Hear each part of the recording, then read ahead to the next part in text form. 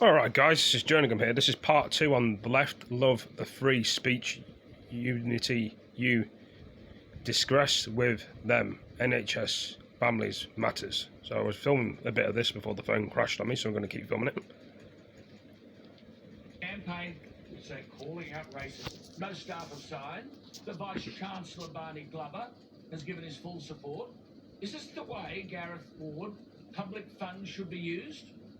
Now, isn't it funny, Alan? The left always love free speech, except when you disagree with them. I mean, if you believe in academic freedom, you've got to believe in a fair dinkum debate. And I think, it seems that this is all often too one-sided. We need both sides represented. And look, universities like Wollongong University have enhanced studies in things like Western civilization. You should have heard the cries of objection when that university decided to take that brave move. I think that if you believe in academic freedom, if you believe in free speech, you've got to have both sides, But not just one. Gareth, I could go through the Hansard, and I can guarantee I wouldn't find one sentence that Gladys Berejiklian or Jodie Mackay has uttered in defence of Western civilization, standing up to this nonsense. Chris, where's your leader on this? Well, I'm sure she's got a strong view that Western civilization, the teaching of it, is an important cornerstone of the educational system in which Gareth and I benefited from it, and you as well, Owen. I mean, ultimately, it does form the crucial part of our higher education system. I agree with Gareth. I mean, the left historically has been brilliant at debating these points. The idea that Gough Whitlam or Paul Keating would have tried to cancel someone's point of view and demonstrating that to the public is ridiculous. Even if they disagreed with it, they would have relished the opportunity to demolish the argument. The real problem with the cancel culture, and it's a problem at the moment from the left's point of view, is that we're not prepared to have that fight. We should be embracing it. It's a real cornerstone Well, I hope so. of logical debate. Well, I can't hear a politician speaking out about it at all. Just on coronavirus, before we wrap this up, Gareth, are you running a schizophrenic government in New South Wales? The Treasurer, Perrottet, rightly says we must prioritise economic growth. Gladys Berejiklian says with one person in hospital and one in intensive care that we're on high alert.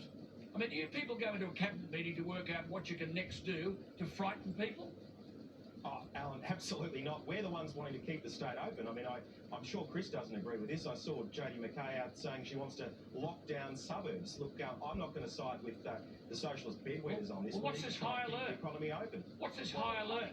One person in hospital, and one person in intensive care, and you've closed down, changed the rules for the pubs, whether it's in Tamworth, Wagga, Burke, because there's an outfit in southwest Sydney that they've never heard of where there's a cluster of coronavirus. Gladys never tells us whether they've tested positive. Are they critical? Well, all I heard the Premier talking about today was jobs and investment in infrastructure and the things that keep the state going, Alan. And if you only compare us to other states, or in fact anywhere in the world, I think all of us would agree I'd rather be nowhere else than New South Wales. Yeah, well, let's get the economy going. Chris, a quick one before you go.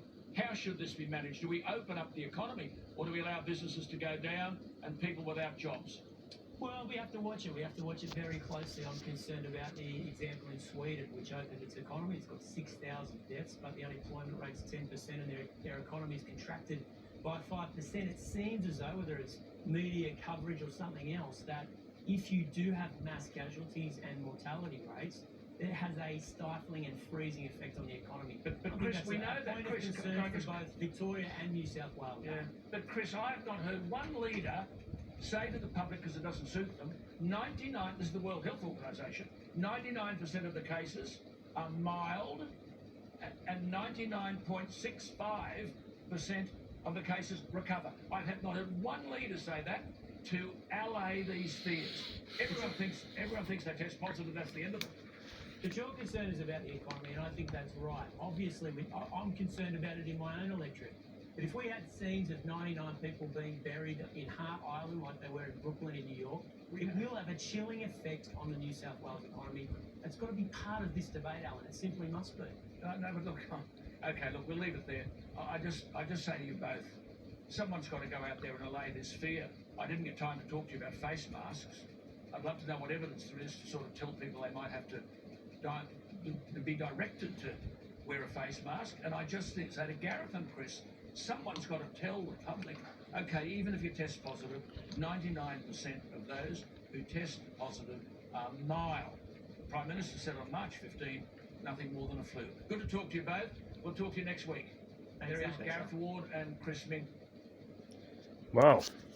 That's that Well, video. look, let's get on to some real news where there is legitimate cause for concern. Hong Kong is the metaphor. Remember in the protest last year against Chinese supremacy?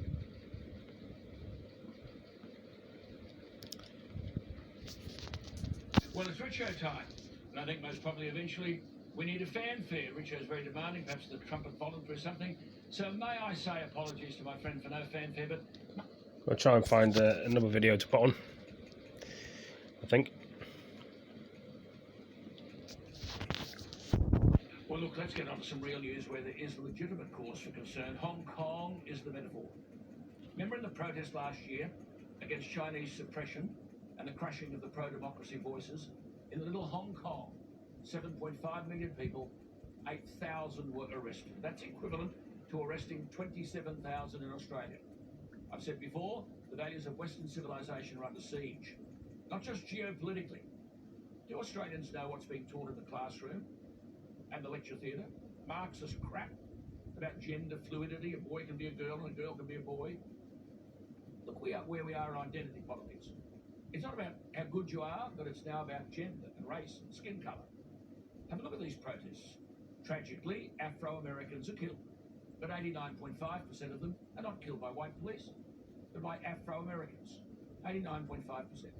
Jacinta Price, the outstanding Indigenous academic, has said, and I quote, Aboriginal Australians are far more likely to die at the hands of other Aboriginal Australians than at the hands of white people or in custody. These protests are designed to undermine and then in the end destroy society as we know it. And our Hong Kong friends are feeling it. They're well-educated, enterprising and peace-loving. They've had a taste of freedom and democracy. They know the China risk. It's a pity we don't. China's imposed new national security laws on Hong Kong. They've already arrested people just for possessing a sign promoting independence. Bring out the water cannons, the pepper sprays and the tear gas. Well, thank God for Donald Trump. He has stepped up his confrontation with China over the South China Sea by formally declaring most of its disputed territorial claims in the region are illegal. So the legitimate call goes out to hear sympathetically the wave of asylum claims from Hong Kong Chinese. But Hong Kong nationals living in Australia are urging the Morrison government to undertake strict political vetting of those fleeing the territory, fearing Chinese Communist Party supporters could take advantage of Scott Morrison's resettlement offer. Well, enter the remarkable Catherine McGregor. Amongst everything else, she's a former RAAF and Army officer and works as an advisor at the Australian Strategic Policy Institute. She makes a million valid points, but one that is alarmingly pertinent.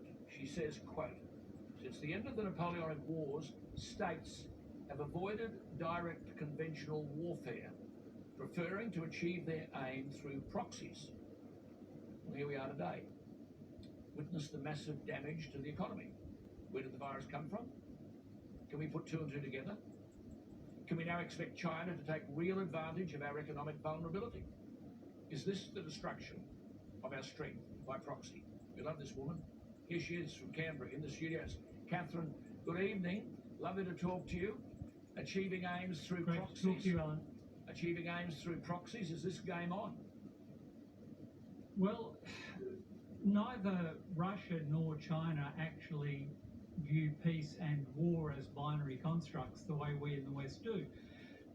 Ever since the Russian operations in Crimea, they've become very adept at what they call hybrid war, grey zone warfare. China's military doctrine reflects this. They're quite transparent about it. They look at the full domain of strategic competition between states as game on. So those kinds of cyber intrusions we had in the last couple of weeks, to which the PM alluded, that was quite clearly a Chinese operation directed at Australian infrastructure. There are a number of nation states that operate this way.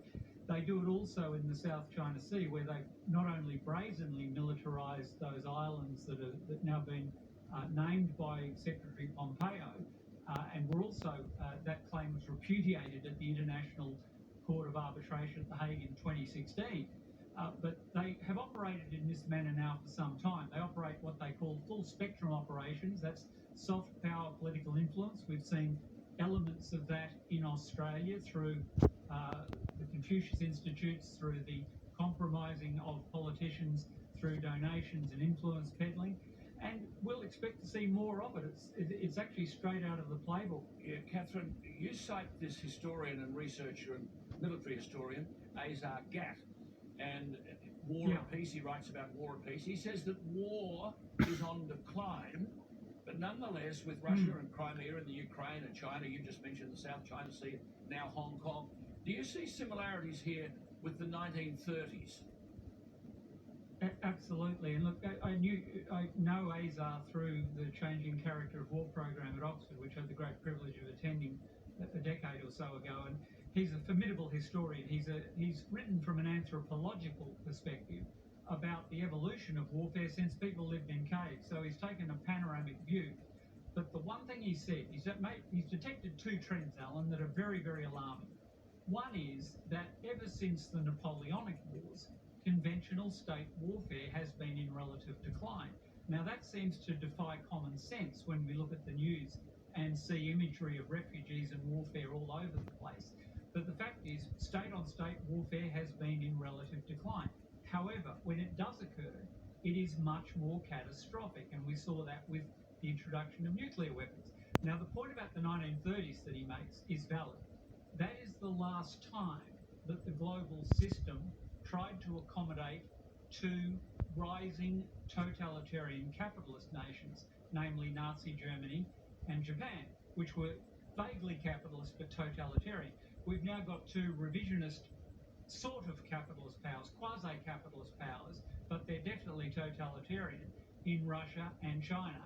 And they make no mistake whatsoever that they regard the very existence of liberal democracy as destabilising, innately destabilising to their model. Could I just say the point that when West Australian Admiral Andrew Hastings, now standing man, I think, said that last year, I mean, you wrote of his critics, you said most of them would prefer to fight the Army of Northern Virginia, or at least statues commemorating it.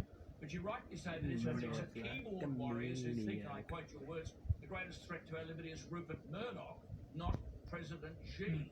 And you say we're on the edge of an abyss where the great liberal democratic project of the past 3 centuries may well be replaced by totalitarianism. Catherine, how big is the risk and how immediate? I think it's real. I think it's immediate. I'm proud to call Andrew Hastings a friend of mine. I think he's a terrific fellow and one to watch. And he made that analogy. He was piled on and called a warmonger. But they were calling Reagan a warmonger in 1964 when he spoke at the Republican convention, and he ended up being the president who told them to tear down that wall. Look, my worry, Alan, in the immediate term, is that China is perhaps wrongly interpreting the crisis currently in the United States with the pandemic and the outbreak of violence over Black Lives Matters and so on. I think they do consider the US is in terminal decline. I think the US is still the indispensable and a remarkable power, and it has regenerative capacity. But they may do something rash. There's all sorts of signs that they could do something to coincide with the presidential election cycle. I know I share that view with Jim Molan, and there are others in the national security apparatus who are concerned that around November, or certainly ahead of the 100th anniversary of the Communist Party, there could be some kind of cross-straits coercion, if not direct action against Taiwan. So that's imminent, and it's very, very scary because they've never hidden their long-term intention to reincorporate the so-called wayward province. Great to talk to you. Just before we go, though, and we won't have time to answer this, but I'd like to take this point up with you next week. If what we are talking about is being fought by proxy, question to contemplate. What are we doing about what's happening in the classroom and the lecture theatre? What do we do about people like the Archbishop of Canterbury, who tells white Christians to repent for their racial sins? And in all of this, the nation's leaders are silent. Catherine. Yeah, well, we back Drew Pavlou and others like him, mate. That's the first place. That's where we start. Yeah, good on you. Good to talk to you. We'll talk again next week. Good to you. Thank you so much. Catherine McGregor. I just repeat the point I made earlier this week, that the Western Sydney University has written to each of its staff, this is what's going on in universities, and students, urging them to sign up to the Western Sydney University Black Lives Matter pledge. I'll raise this with Catherine next week. The Vice-Chancellor has given his full support. Most of the staff have signed. There's no historical context or detail about what the students are being asked to endorse. I think this is the war by proxy that Azar Gaff is talking about.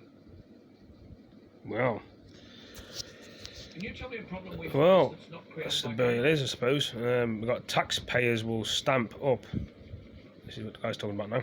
Let's go to Tasmania. There's a proposal, amongst others, to build 67 wind turbines, 240 metres high, 3 times the height of West Point Casino, perhaps the tallest in the world, across rural properties alongside the main transmission corridor between Hobart and Launceston. Now just forget for a moment that the area is known as the jewel in the crown of the Central Highlands, and the location of species such as the Tasmanian wedge-tailed eagle and the Tasmanian devil. The eminently forgettable Malcolm Turnbull had a grand idea that Tasmania could be the battery of the nation. Tasmania don't need the electricity. They're asked to stump up a fair share of the cost, but in the end, you pay. Most probably to a private, foreign-owned wind farm outfit. There was a Parliamentary Select Committee on Wind Turbines.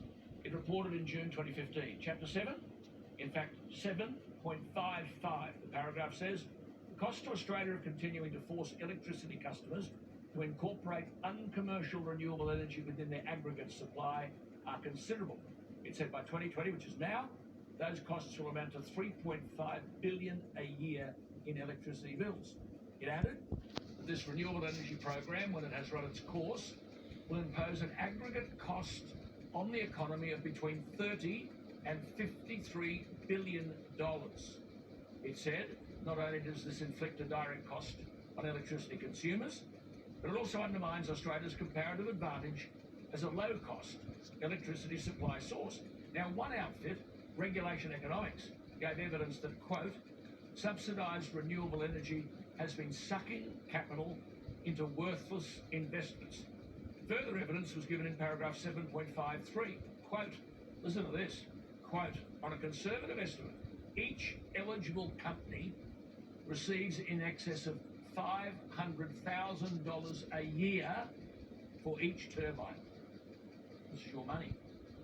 The report added, on the basis of there being 2,777 wind turbines in Australia, this provides $1.09 billion per annum to the wind industry. Remember earlier this month, Michael Schellenberger, the American author and environmental policy writer, apologised, quote, for the climate scare we've created over the past 30 years. Of climate change, he said, it's not even our most serious environmental problem. He said, I feel an obligation to apologise for how badly we environmentalists have misled the public. Well, here we are in a beautiful part of the world, 67 wind turbines proposed in a corridor between Hobart and Launceston, the Central Highlands of Tasmania, fly fishing tourism, the Tasmanian wedge-tailed eagle and the Tasmanian devil. As I've said, known as the jewel of the crown, St Patrick's Plains. Is this going to be destroyed by wind turbines so that some outfit can make a quid, $500,000 a year per turbine? Well, Malcolm Cross is approaching 80 years of age. They're the only ones who seem to worry. Younger Australians have been brainwashed, believing that renewable energy is everything. Well, Malcolm Cross joins us from his farm. Malcolm, good evening to you. Good evening, Alan. How are you? I'm well. Has approval been given for this? No, not yet. The company seeking the approval to UPROM from Sydney is currently going through all the processes with the EPA and gaining approval to then on-sell it to a constructor, which will more than likely be a foreign-owned company. So basically there's a whole stack of these proposals for Tasmania, is there not? Because Malcolm Turnbull wanted Tasmania to be the battery of the nation, even though you don't need the electricity.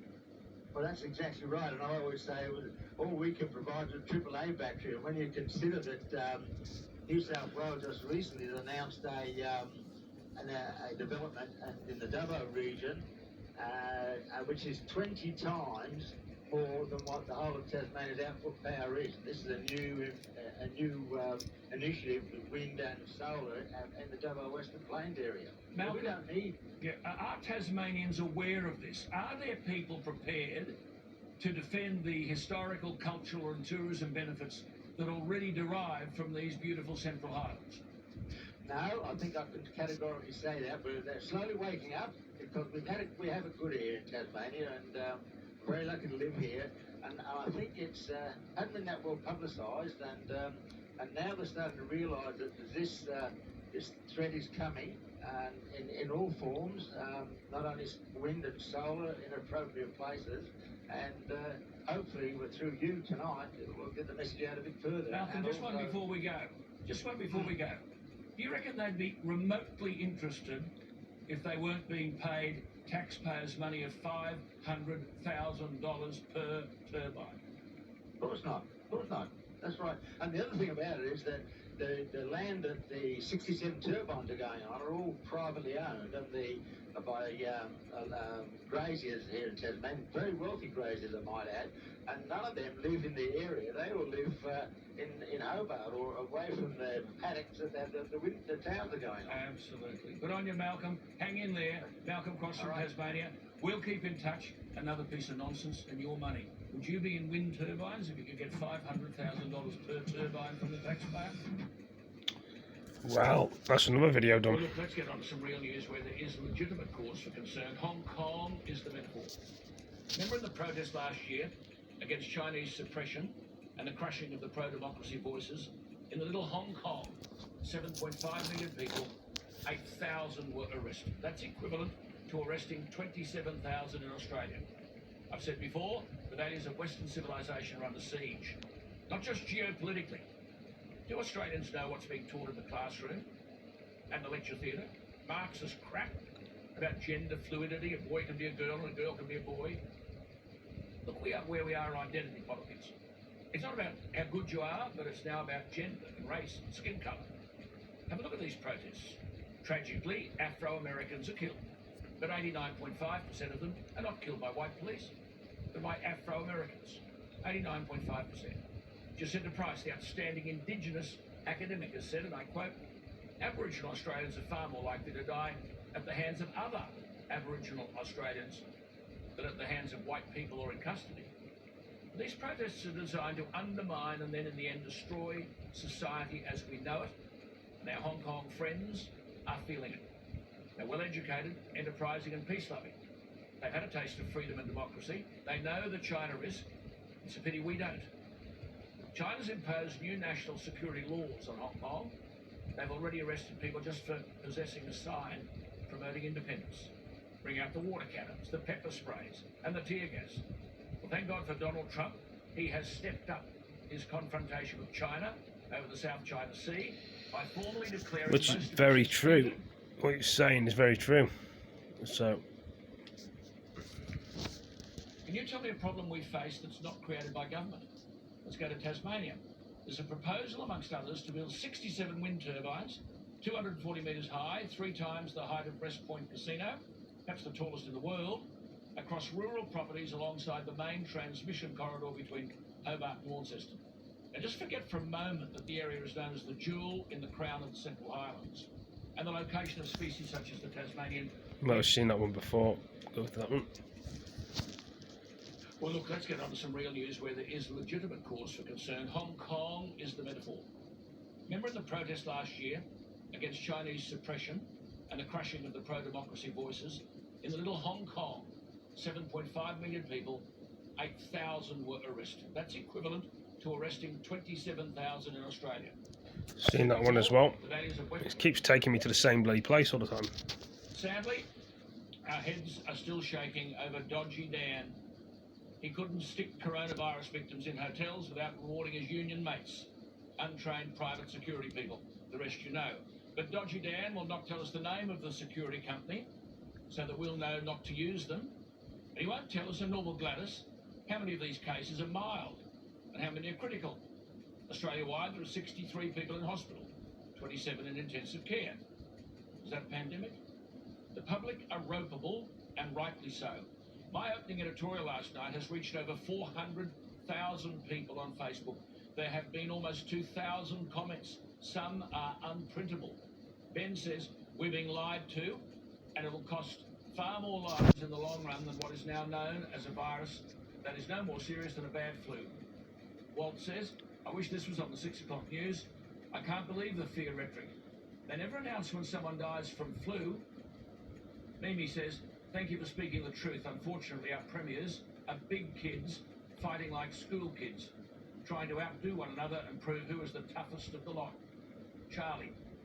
Alan Jones, thank you. Finally, a public figure calling out the tyrants. We support your brazen honesty, where all other media, to be fair, Charlie, not all, is being gagged and participating in the narrative.